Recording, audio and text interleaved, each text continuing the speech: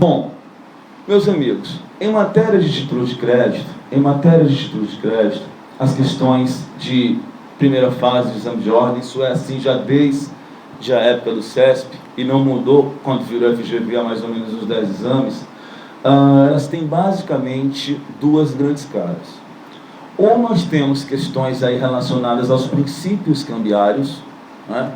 Ou nós temos questões relacionadas a obrigações cambiárias, obrigações que podem acontecer em matéria de título de crédito. No que diz respeito aos princípios cambiários, as questões elas tendem a ser um pouco mais de ordem prática. Não é uma questão que te mostra alguma coisa para você indicar um princípio, mas é uma questão que, com base nos princípios cambiários, você resolve questões ou temas importantes relativamente à matéria de direito cambiário.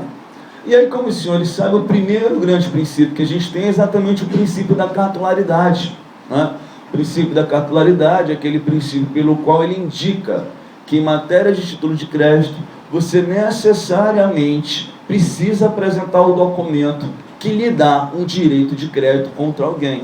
Porque de nada adianta eu dizer que sou credor do Samuel em R$1 milhão se eu não apresentar o título. De nada adianta. E aí, exatamente a necessidade que você tem de apresentar o documento que comprova aquela relação de crédito em matéria de direito cambiário, esse princípio ele é chamado princípio da cartularidade. Que é interessante que os senhores saibam e conheçam também um outro nome desse princípio, pouco comentado aqui em termos de Nordeste, mas muito falado em termos de Sudeste. E aí, como os senhores sabem, a prova vem do Sudeste, da FGV, vale a pena, porque de repente pinta na sua prova sobre títulos de crédito o nome princípio da incorporação, e aí você vai achar que você não sabe do que você está falando, quando na verdade o princípio da incorporação é apenas um outro nome que a gente pode dar para o princípio da cartularidade. E aí, cara, é relevante, para mais ou para além de qualquer coisa, a gente compreender algumas considerações sobre isso, né? Porque se eu tenho o princípio da cartularidade, por regra geral é aquilo. Toda vez que eu for querer fazer valer os direitos inerentes a um título de crédito, eu vou ter que apresentar esse título no original. Ou seja, sou o credor, procurei o devedor para receber, se o devedor não me paga, eu vou ter que ir atrás de um cartório para realizar o protesto por falta de pagamento, apresentando o título no original. Esse cara continua a não me pagar, vou entrar com ação cambiária, vou entrar com ação de execução, eu vou ter que trazer o título sempre no original, em razão do princípio da cartularidade. Porém, meus amigos, em alguns momentos, o princípio da cartularidade ele é relativizado. O princípio da cartularidade ele é excepcionado, né? Em que momentos são esses, né? Talvez o momento mais relevante para a sua prova, em que a cartularidade é excepcionada, em que a cartularidade é relativizada, se refere exatamente ao título de crédito denominado duplicata, né? Como todos sabemos, a gente tem uma lei específica para regular a duplicata, que é a Lei 5474/68. E aí, lá na duplicata, se admite a possibilidade do chamado protesto por simples indicações, né? O que é esse protesto por simples indicações? Ele vai acontecer exatamente naquela situação em que o vendedor remete a duplicata para o comprador, para que o comprador manifeste o aceite, só que este comprador ele não devolve a duplicata, e aí passa-se prazo de pagamento, passa-se prazo de tudo. Como é que o credor desse título pode fazer o protesto desse título sem ter o título em suas mãos? Em razão dessa circunstância, que é específica da duplicata, a lei admite que para a duplicata você consiga realizar o protesto por simples indicações. E aí, se vocês quiserem dar uma olhada melhor em protesto, no que diz respeito à duplicata, vocês verão isso no artigo 13 da Lei 5474/68. Mas é importante, para uma primeira fase de exame de ordem, que os senhores saibam que, apesar do princípio da cartularidade, você consegue realizar o protesto de uma duplicata sem ter que apresentar o título de crédito no original, mediante o protesto por simples indicações. Outro princípio, o princípio da literalidade. O princípio da literalidade é aquele princípio que a gente sabe, todo mundo diz, que o título de crédito vale pelo que nele está escrito. Você não pode querer nada mais, nada além ou nada aquém do que não esteja previsto no título de crédito. Por isso que autores dizem que o direito materializado no título de crédito se limita positiva e negativamente pelo princípio da literalidade. Ou seja, tudo aquilo que está no título pode contra ele ser discutido e contra ele ser alegado numa eventual demanda judicial. Da mesma forma, nada que não esteja previsto no título pode contra ele ser alegado ou contra ele ser demandado numa eventual ação judicial. E isso é muito interessante, cara, porque isso remete a dois problemas importantes que a gente tem agora no título de crédito denominado cheque. Como os senhores sabem, a gente tem também uma lei específica para o cheque, que é a Lei 7357/85. E aí, quais são os dois problemas curiosos que a gente tem? O primeiro problema, já que o segundo vai acabar decorrendo do primeiro. O primeiro problema vai dizer respeito exatamente a quê? Como todos nós sabemos, o título de crédito, ele é uma ordem de pagamento à vista. Ou seja, o título de crédito é um título que vai se vencer a partir do momento em que o credor apresentá-lo para pagamento. Só que a lei do cheque regulamenta um determinado prazo, chamado prazo de apresentação, que é o prazo em que você tem para apresentar o título de crédito para pagamento e ver garantido aí o seu eventual direito de cobrança contra todo mundo. Qual é o problema? O problema é você identificar isso no caso concreto, porque até esses prazos todo mundo sabe, todo mundo diz espontaneamente, até porque isso é algo que eu costumo dizer, isso é algo que está ali naquilo que eu chamo de o inconsciente jurídico coletivo, aquelas coisas de direito que todo mundo sabe, ainda sem ter estudado profundamente, que é exatamente o que? Aquela velha história do prazo de 30 dias para cheque de mesma praça, do prazo de 60 dias para cheques de praças distintas. O problema é, como é que você identifica, meu amigo, mesma praça? Como é que você identifica praça distinta diante de uma situação do caso concreto? O que a literalidade nos diz? Vale o que está no título. E aí imagina que a nossa amiga Germana foi passar as férias aí, na belíssima cidade de Gramado, no Rio Grande do Sul, e lá no Natal da Luz comprou uma série de souvenirs pagando com cheque.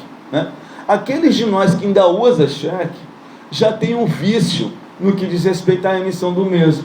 Lá embaixo, naquele local de dados, você já coloca Fortaleza automaticamente, independentemente de qualquer coisa, independentemente de onde você esteja. Aquele local ali que você coloca, aquela data ali, é local e data de emissão.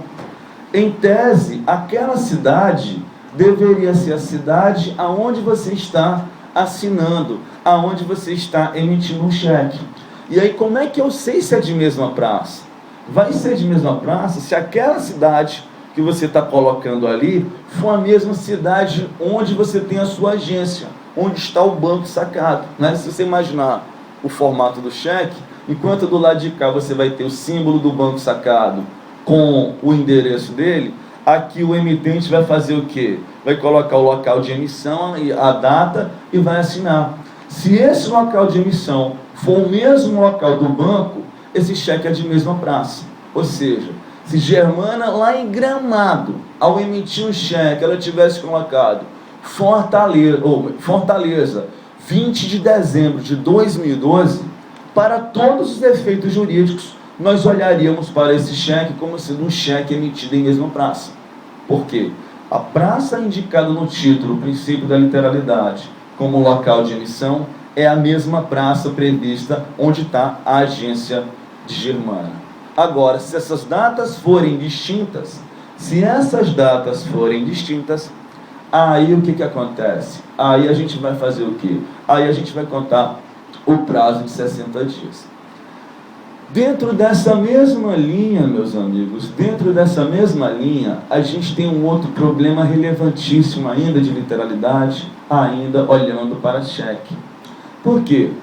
Todos os senhores sabem que em vias normais de temperatura e pressão, o prazo de prescrição da prescrição executiva de um cheque é contado de 6 meses após a expiração desses 30 ou desses 60 dias, que é o prazo de apresentação do título. Ou seja, expirado o prazo de apresentação, se dá ao credor mais 6 meses para ele poder pretender essa cobrança na via executiva. Mas o que eu quero falar para você não é disso. O que eu quero falar para você é sobre como é que você conta o prazo de prescrição na cobrança do cheque pós-datado. Não é que na linguagem comum a gente costuma chamar de cheque pré-datado, mas a linguagem jurídica nos mostra que o nome correto seria pós-datado. Sabe por quê, cara? O que acontece? Se a gente imaginar a emissão de um cheque hoje, entre aspas, pré-datado, o que a gente vai fazer? Hoje, 21 de março, você vai emitir o cheque para 1º de abril. Só que perceba, você está colocando uma data posterior à data real. Você não está colocando uma data pretérita. Pré-datar seria indicar no cheque que você está emitindo aquele cheque numa data anterior, que não aquela real. Pós-datar é indicar como data de emissão uma data posterior, uma data futura. Daí, enfim, a gente juridicamente tem que falar em cheque pós ou não cheque pré-datado. Seja como for, o que acontece? Quando é que ele vai ser pós? Quando, em vez de você colocar 21 de março de 2013, que é a data de hoje, você inserir nele a data, sei lá, 10 de abril de 2013. Aqui a gente está diante de um cheque pré ou pós-datado, como os senhores queiram. Vejam, princípio da literalidade. Essa data que você inseriu é o quê? Essa data que você inseriu é a data de emissão. Como é que se conta a prescrição do cheque? 6 meses após a expiração do prazo de apresentação. E como é que você conta o prazo de apresentação? 30 ou 60 dias da data de emissão. Ou seja, se você está diante de um caso concreto em que você está diante de um cheque pós-datado, emitido hoje, mas com data para 10 de abril de 2013, o seu trabalho de contagem do prazo prescricional vai começar lá em 10 de abril de 2013, não hoje. E aí você vai contar de 10 de abril de 2013 o prazo de apresentação, que pode ser 30 ou 60 dias a depender do caso concreto, e depois disso, mais 6 meses, tá? E depois disso, mais 6 meses, tudo reminiscência do princípio da literalidade, né? Ou seja, tudo que está inserido em um título de crédito pode ser alegado e discutido numa demanda judicial. Nada que esteja previsto não poderá ser alegado ou discutido numa demanda judicial. Outro princípio importante é o princípio da autonomia das obrigações cambiárias. Aqui a gente tem uma questão clássica, cara, que sempre aparece, mas é sempre aparece em matéria de prova de primeira fase de FGV, já acontecido inclusive 1 ou 2 vezes em segunda fase, já no período de FGV, que é a questão mais ou menos o que? Eu emito um título para Germana, Germana faz o endosso para Maria Tereza, e antes da Maria Tereza vir a negociar com uma outra pessoa, suponhamos que alguém venha prestar um aval a favor de Maria Tereza. Do meio para o final, se discutindo aí sobre as pessoas, sobre a cobrança, é declarada, suponhamos, a incapacidade de Maria Tereza, relativo ou absoluta naquele caso concreto. Como a gente sabe, um incapaz, ele não pode assumir relações jurídicas se não devidamente representado ou assistido. Como Maria Tereza teria assinado só o título, a obrigação de Maria Tereza seria nula. E aí surge a questão, e a obrigação da pessoa que deu o aval a Maria Teresa? E a obrigação do avalista que garantiu a obrigação de alguém que foi no momento posterior declarado nula? Como é que fica? Existe uma regra que todos os professores de direito cambiário desse país dizem, e que talvez por não explicarem direito a gente se equivoca no entendimento disso, né? Que é exatamente o quê? Que é o fato de dizer que o avalista responde da mesma maneira que o avalizado. Isso é fato, mas você precisa entender qual é o critério quando você fala em mesma maneira. Responder em mesma maneira não significa pagar o mesmo valor necessariamente, não. Responder na mesma maneira significa assumir o mesmo tipo de obrigação. Ou seja, se eu vou dar um aval a um obrigado principal, eu, avalista, assumo posição de obrigado principal também.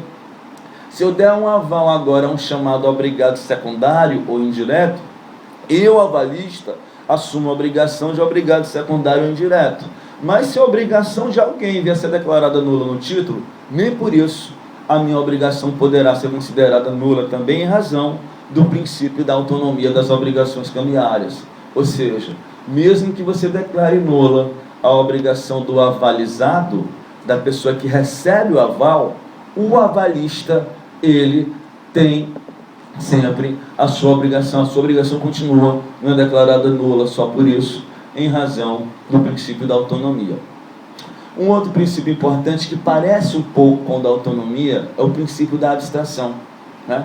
Note que quando a gente fala em autonomia, a gente está olhando para obrigações previstas dentro do título, na cárpula, no documento. E aí, se você invalida uma obrigação, as outras permanecem em face do princípio da autonomia. A abstração, ela significa o quê? Ela significa a desvinculação entre a obrigação prevista no título e a obrigação prevista, né, naquilo que se costuma chamar de a causa debende, o negócio jurídico fundamental, a relação subjacente que dá base à emissão do título de crédito. Ou seja, em matéria de títulos de crédito, meus amigos, a gente vai ter sempre duas relações jurídicas importantes. A chamada relação cambial, que é a relação prevista no título, e a chamada relação extracambial, que é a relação que dá base ali à emissão de um título. Nessa linha, se eu vier adquirir agora o notebook de Mateus, entre eu e Mateus nessa compra e venda de notebook, a gente vai ter ali a relação extracambial. Se Mateus aceitar receber não em dinheiro, mas receber um cheque, a minha relação com Mateus materializada no cheque é a relação de natureza cambial. E aí o que prega, o princípio da abstração? Essas duas relações, elas são distintas. De tal modo, meus amigos, de tal modo que, por regra geral, os títulos de crédito, eles não geram a chamada novação. Ou seja, não é porque eu emiti um título de crédito, não é porque eu emiti um título de crédito que aquela obrigação do contrato, aquela obrigação contratual vai estar paga, não. Eu vou passar a ter duas obrigações funcionando. A obrigação contratual, que seria a relação extracambial, e a obrigação prevista no título, que seria a relação cambial. De tal modo que, só com o devido pagamento do título, é que nós estaríamos quitando o contrato inicial que deu margem aí à sua emissão. E isso é relevante para quê? Né? Isso é relevante para quê? À medida em que esse título começa a circular, começa a ter uma série de endossos, uma série de avais, que sobre isso a gente fala já, o que acontece? Você não pode, na regra geral, querer discutir argumentos de fora do título previsto na relação jurídica contratual que lhe dá base. Esse é o último princípio em matéria de título de crédito, que é chamado princípio da inoponibilidade de exceções pessoais. É aquilo, ao emitir um título e entregar para a Germana, eu e Germana, entre nós aqui, pode haver uma série de exceções pessoais, uma série de discussões a ser feitas aqui. Só que a partir do momento em que Germana endossa o título para Cristiano, que Cristiano vem me cobrar, eu não posso querer alegar contra Cristiano os argumentos de defesa que eu tinha contra Germana. Isso tudo em decorrência desses princípios todos, o princípio da inoponibilidade de exceções pessoais. De regra, só dá para você discutir a origem do título, só dá para você discutir a relação contratual que serviu de base para a emissão do título, para a criação de uma relação cambiária, em duas situações.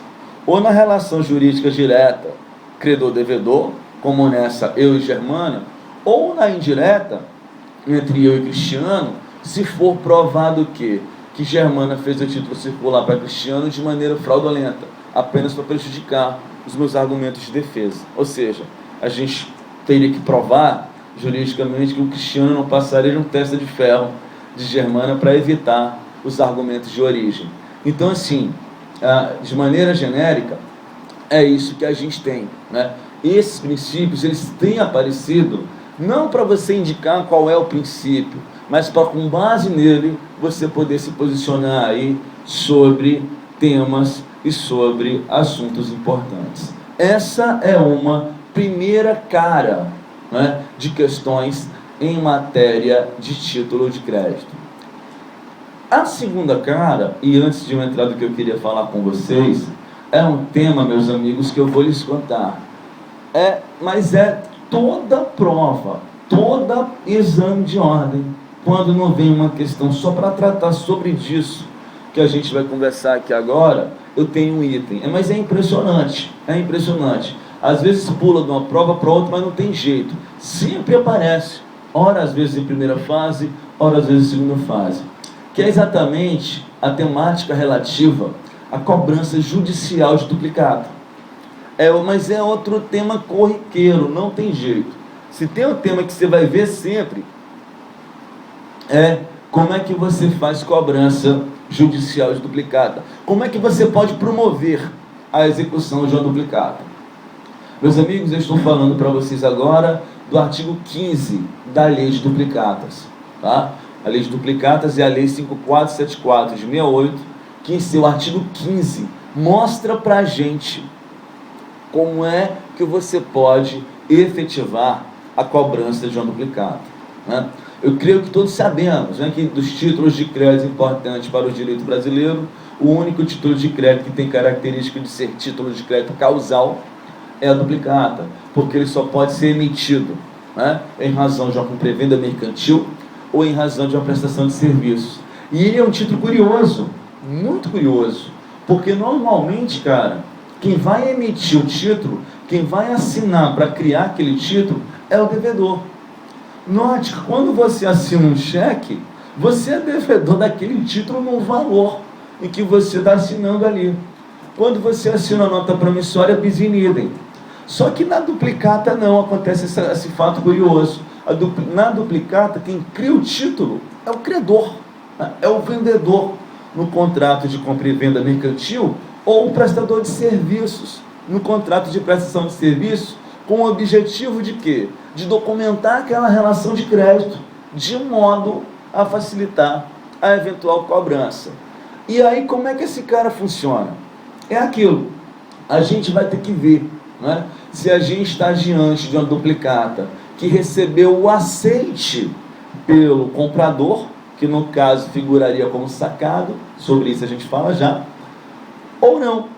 Se a duplicata tiver recebido o aceite, a duplicata por si só já é plenamente executável, sem haver necessidade de você discutir coisa alguma, dado o aceite pelo comprador, dado o aceite por ele que assume a posição de sacado na duplicata.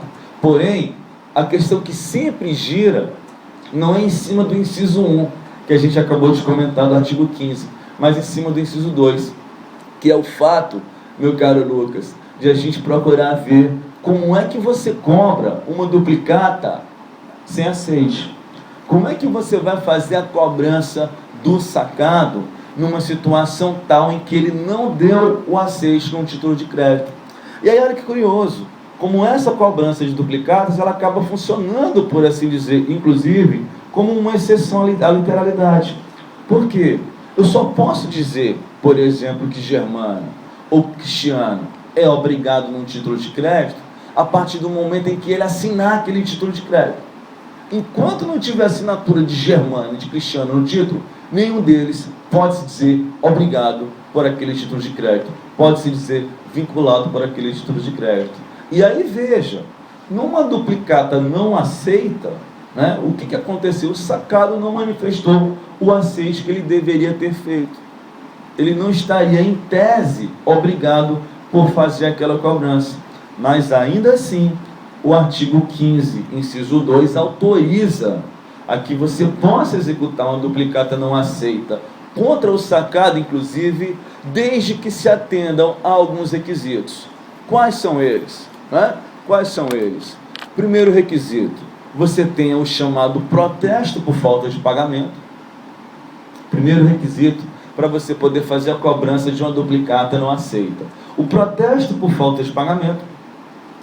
Além disso, o comprovante de entrega e recebimento de mercadoria, em termos práticos, aquele canhotinho da nota fiscal que quando você assina o cara destaque fica para ele.